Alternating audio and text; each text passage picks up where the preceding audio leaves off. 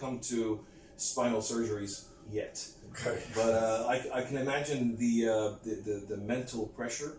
I can imagine, you know, I think the most frustrated part here is when you're in bed and you think, when am I going to actually get to the gym now? Yeah.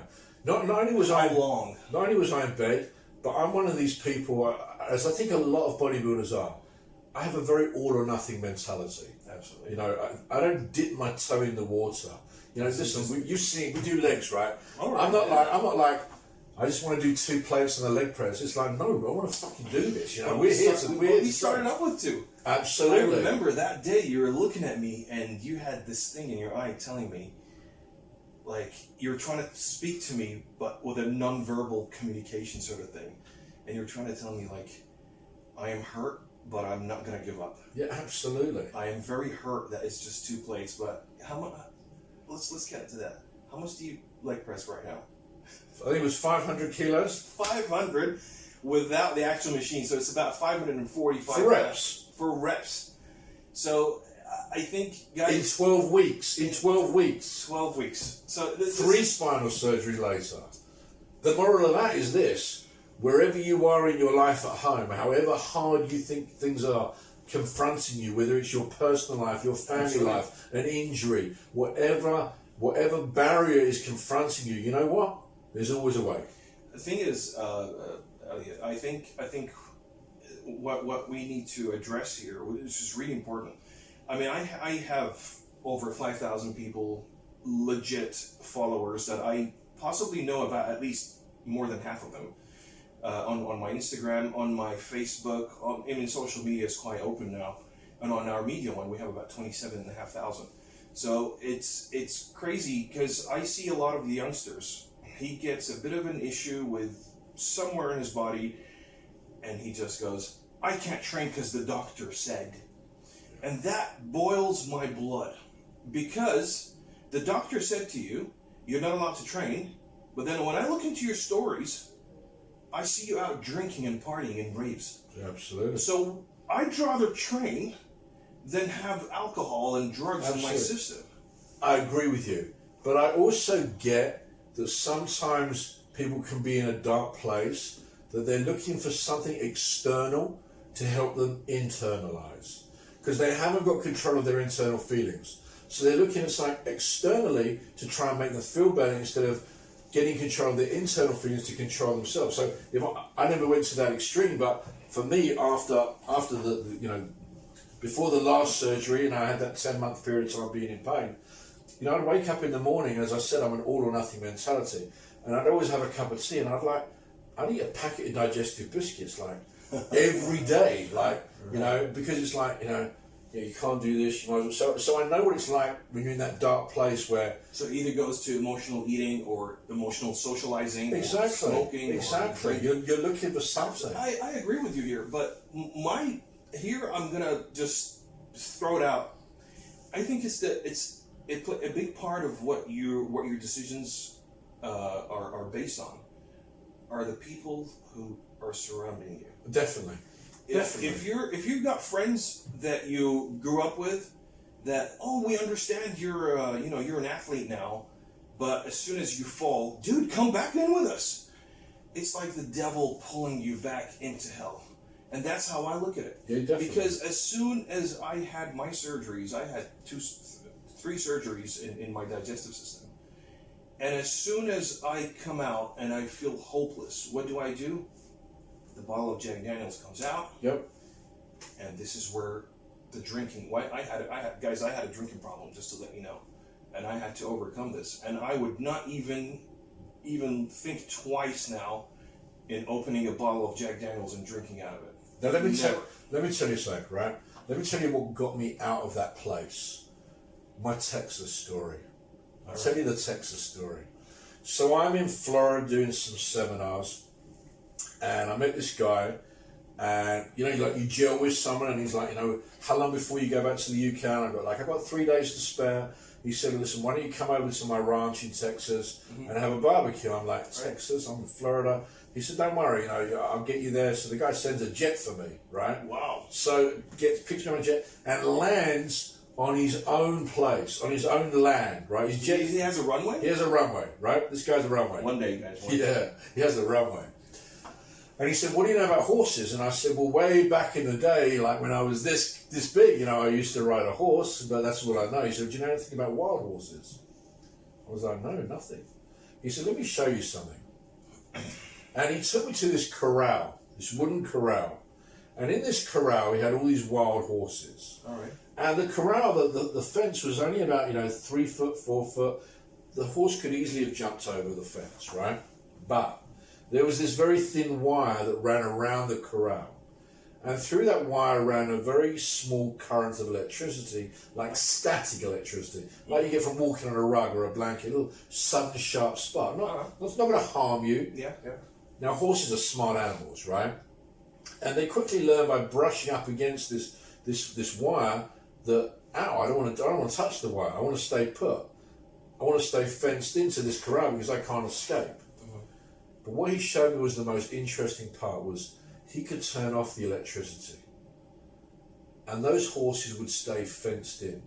See, what kept them in was an invisible barrier, an invisible boundary that they had by that stage created in their mind. Right. But the horse could easily jump out, he could escape. And I thought, you know what? I'm not going to allow myself to be corralled in by this invisible barrier or boundary. I'm going to be the horse that jumps out. Because once I'm out, I'm free. Once I'm free, who knows where I can go? And I always reminded myself of that. That was one of the things that I kept repeating. People talk about mantras. That's my visual mantra. I see that picture. I see the horse jumping out. That's me. I'm that wild stallion who wants to roam free. I don't want to be penned in by nothing, not my own mind. I get you. It's weird. Speaking of stories now, we're gonna wrap it up with this story of yours. Okay. I've heard this story about a guy that you had to fly over to the States pretending to be Jesus, right? That's correct.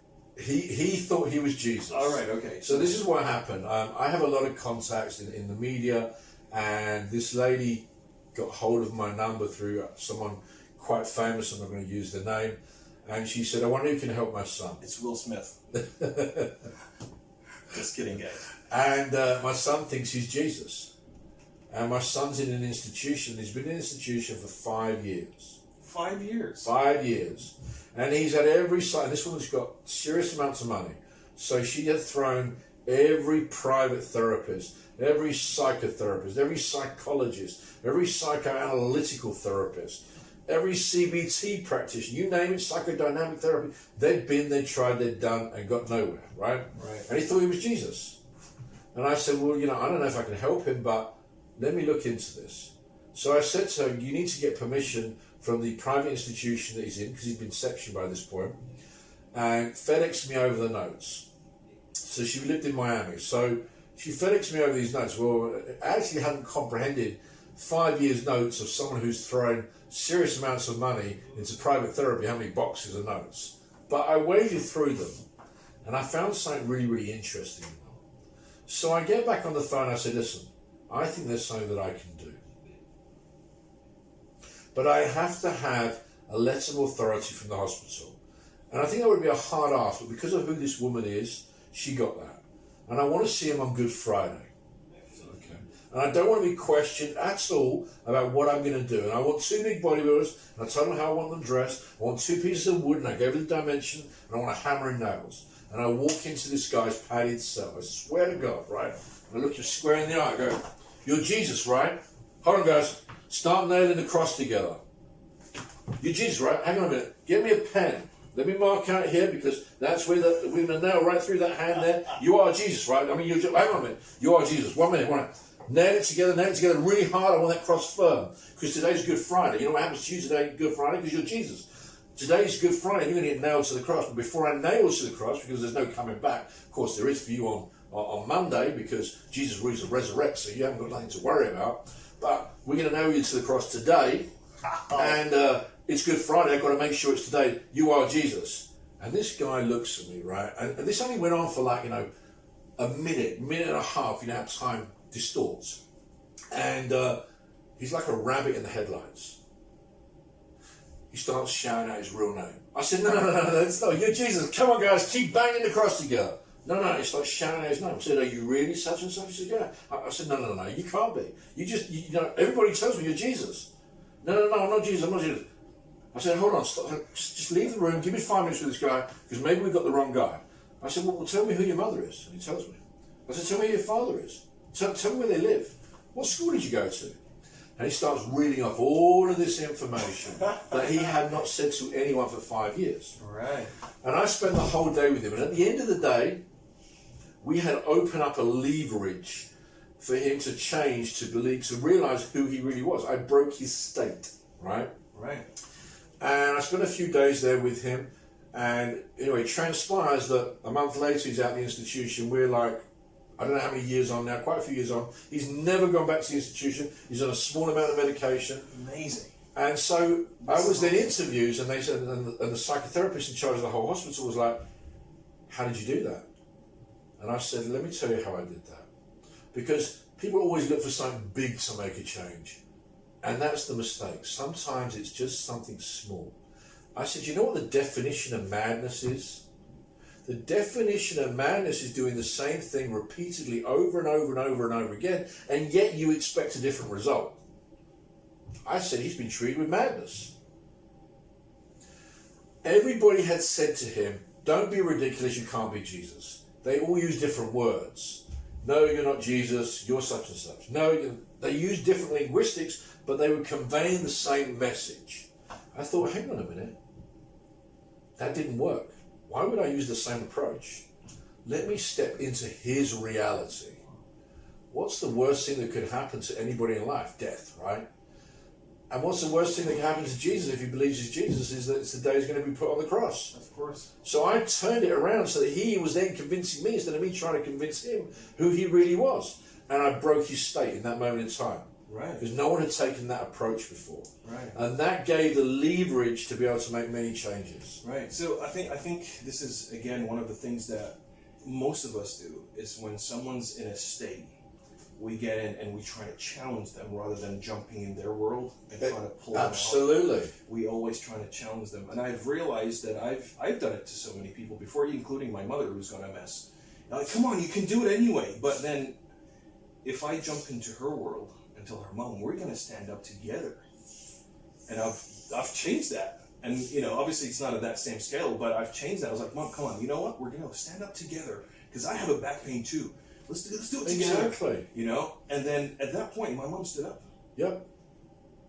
Obviously she's not going to get better, but I made her stand up, and that made her feel good for a good 2 weeks. Exactly. Sometimes it's all about, like I said, it's as simple as doing that. You just change the way you look at something. Yeah, it's change your emotional reaction. Very interesting. Very interesting. I think we've taken enough of your time. Thank you very much for having us. This was really interesting. I hope you guys enjoy this. This is a part 1, and there's a part 2 where we're going to train together, and you'll see what this guy is made of. This guy is absolute steel. All right, literally. I'm going to put some of his pictures of when he was at his prime, and now we're going to try to pull him into the 50s prime, which is actually your birthday's in it. I'll be 50 on. Next Wednesday. Next Wednesday. The Wednesday coming. Wish this guy happy birthday down there. Put happy birthday, Elliot, Dr. Elliot Wald.